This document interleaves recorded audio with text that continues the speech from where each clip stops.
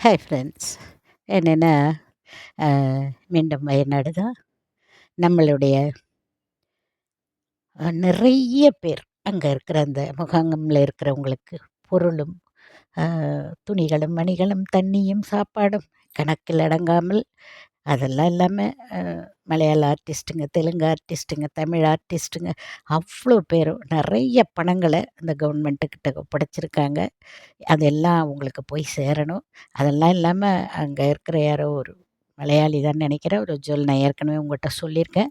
ஒரு ஜுவல்லரி கடை வச்சுருக்குறவங்க, நான் 100 ஏக்கர் தரேன், அந்த வீடை அங்கே எல்லாருக்கும் வீடும் கட்டித்தரேன், ஏதாவது உதவிகள் வேணும்னா எங்களுக்கு கேளுங்க. நான் அவருக்கு அங்கே ஏதோ 1000 ஏக்கர் இருக்கான், நான் எல்லாருக்கும் 100 ஏக்கர் கொடுக்குறேன்னு சொல்லியிருக்காரு. அங்கே இருக்கிறவங்களுக்காக வீடு கட்டித்தரேன்னு. நானே வீடு கட்டித்தரேன்னு சொல்லியிருக்காரு. அது கரெக்டான ஆதாரங்கள்லாம் கொடுத்து அதை நீங்கள் காமிங்க, நான் எல்லாம் பண்ணுறேன்னு சொல்லியிருக்காரு.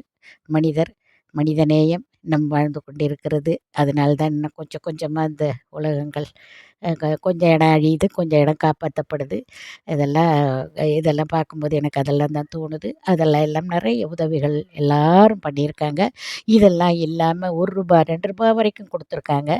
இதெல்லாம் இல்லாமல் இதை கொண்டு போகிறவங்க நிறைய பேர் கம்ப்ளைண்ட் பண்ணாங்க வீடியோவில் பேசி. என்னென்னா, வழியிலே மடக்கியா நீங்கள் அங்கே அவங்கள வழிப்பறி பண்ணியிருக்காங்க. என்ன எடுத்துகிட்டு போகிற, ஏது எடுத்துகிட்டு போகிற, இதை எடுத்துகிட்டு போறியா, அதை எடுத்துகிட்டு போறியா, இதை கொடு, இதை அப்போ நான் எங்கள்கிட்ட ஒப்படைச்சிட்டு போகணும். கொண்டு போய் இந்த டெம்போ லாரியில் நம்மளை மாதிரி கஷ்டப்படுறவங்கெல்லாம் நிறைய பேருங்க. அவங்களால முடிஞ்ச, நமக்கு இருக்கிற மனசு பரிதாபம் அவங்களுக்கு இருக்காதா? ஏதோ எல்லாருக்கிட்டே இது பண்ணி கலெக்ஷன் பண்ணி அவங்க ஏதோ ஒரு வண்டியில் எடுத்துகிட்டு போகிறவங்களெல்லாம் மடக்கி மிரட்டி, என்ன மனிதர்கள், இந்த மாதிரி மனிதர்கள் வாழ்கிற இடத்துல இப்படியெல்லாம் அராஜகம் நடக்காமல் என்னங்க நடக்கும்? யோசிச்சு பாருங்கள். இதெல்லாம் பொறுக்க முடியலைங்க. இந்த பூமாதேவிக்கு பொறுக்க மாட்டேங்குது அதெல்லாம். இது எங்கேயோ என்னமோ மொத்த பாவங்கள் அதிகமாக இருக்கிற இடத்துல கடவுள் இதை காமிச்சிடுறாரோ என்னமோ தெரில. அப்படிலாம் தான் நினைக்க தோணுது. ஏங்க அங்கே ஒரு ஊரே 2 3 கிராமமே அழிஞ்சு போயிருக்கு. அவங்களுக்காக போகிறதுக்கு மனுஷன் நான் பிறந்தா இல்லை, அந்த அனிமல்ஸுங்க எவ்வளோ உதவிங்க பண்ணியிருக்கு அந்த காட்டுக்குள்ளே. இந்த மனுஷன் அந்த வண்டியை மடக்கி விடமாட்டேங்கிறாங்களாம். அவங்க ஃபோனை பண்ணி இதில் புலம்புறாங்க எல்லாம்.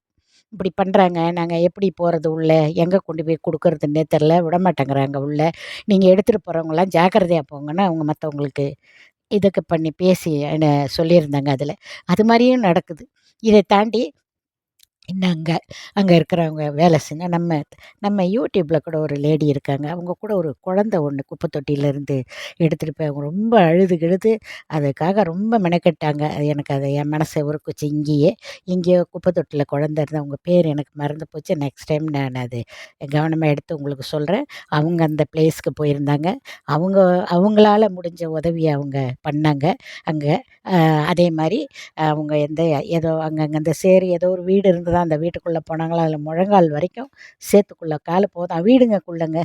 அதுக்குள்ளே போய் ஏதோ ஒரு இடத்துல ஏதோ நோண்டி கிண்டி பார்த்ததில் ஏதோ 2 பிள்ளைங்களோட சர்டிஃபிகேட்டு ஏதோ பத்திரமா இருந்திருக்கு போல், ஏதோ ஒரு இதில் மாட்டிக்கிட்டு அதை எடுத்து கொண்டாந்து அந்த முகாமில் அந்த அந்த 2 பிள்ளைங்க படிக்கிற பிள்ளைங்களோட சர்டிஃபிகேட் போல், அதை எடுத்து கொண்டாந்து முகாமில் அந்த பிள்ளைங்க காப்பாற்றிருக்காங்க போல இருக்குது. அந்த பிள்ளைங்கிட்ட அந்த முகாமில் ஒப்படைச்சிட்டு அவங்களால முடிஞ்சது இங்கேருந்து தமிழ்நாட்டிலேருந்து போன அந்த பொண்ணு நல்லா நீடூடி நல்லபடியாக வாழணும், நல்ல மனசுள்ள பொண்ணு போல் அந்த பொண்ணு கொண்டு போய் அதை கொடுத்துட்டு அது சொல்லுது, என்னால் முடிஞ்சது எனக்கு திருப்தி, என்னால் முடிஞ்ச உதவியை நான் பண்ணிவிட்டு அங்கே எல்லாம் பண்ணிகிட்ருக்கிறேன் நான் அப்படின்னு அந்த பொண்ணு சொல்லிச்சு. இது இல்லாமல் இராணுவ வீரர்கள் எந்தெந்த ஊர்லேருந்தோ எல்லாரும் அவங்கவுங்களால முடிஞ்ச அவ்வளோ என் களத்தில் இறங்கி அந்த ஒரு 2 3 நாளையில் அவ்வளோ பேர் வேலை பார்த்துருக்காங்க.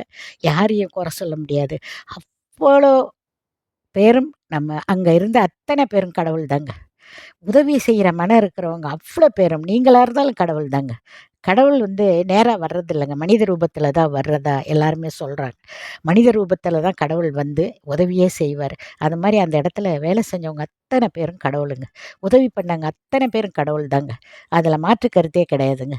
அவங்கெல்லாம் செஞ்சுருக்காங்க. அவங்களுக்கு எல்லாருக்கும் அங்கே இருந்த அத்தனை தெய்வங்களுக்கும் நன்றி நன்றி நன்றி நன்றி சொல்லி மாளாது. அந்தளவுக்கு நம்ம நன்றி.